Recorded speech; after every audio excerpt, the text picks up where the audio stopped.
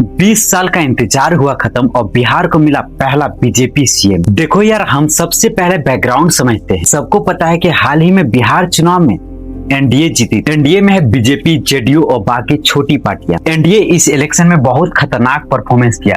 243 seat में से 201 seat जीत ली। मतलब समझ रहे हो ना विनोद, पावर ऑफ 10,000। सबसे बड़ी पार्टी है बीजेपी, उसके पास है 89 सीट और जेडीयू के पास 85 सीट। इलेक्शन के टाइम बीजेपी ने खूब हल्ला किया कि सीएम तो नीतीश बाबू ही बनेंगे। अभी अमित अंकल बोल के यहाँ नीतीश बाबू बैठे हैं, वहाँ मोदी जी बैठे हैं। लेकिन डार्क रियलिटी कुछ और ही था।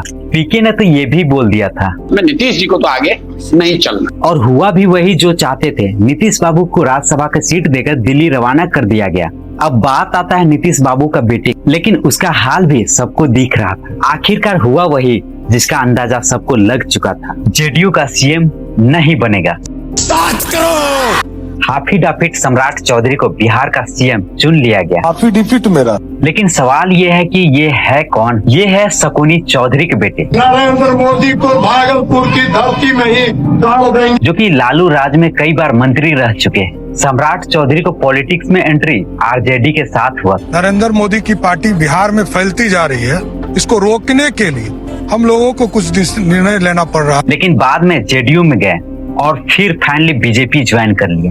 बीजेपी ने इन्हें एमएलए, एमएलसी, मंत्री और अभी तक डिप्टी सीएम भी थे। विधानसभा इलेक्शन के समय इंग्लिश क्वालिफिकेशन में बहुत सवाल उठा। पीएफसी का एक कोर्स मैंने कामराज यूनिवर्सिटी से किया। PFC, हाँ, what is it? Pre foundation course का एक कोर्स मैंने कामराज यूनिवर्सिटी से। लेकिन अब कुछ मत कहना, बिहार की नए मुख्यमंत्री बन चुके हैं। तो बधाई हो बिहार वालों, 9वीं फेल बोल बोल के 7वीं फेल को सीएम बना ही लिया।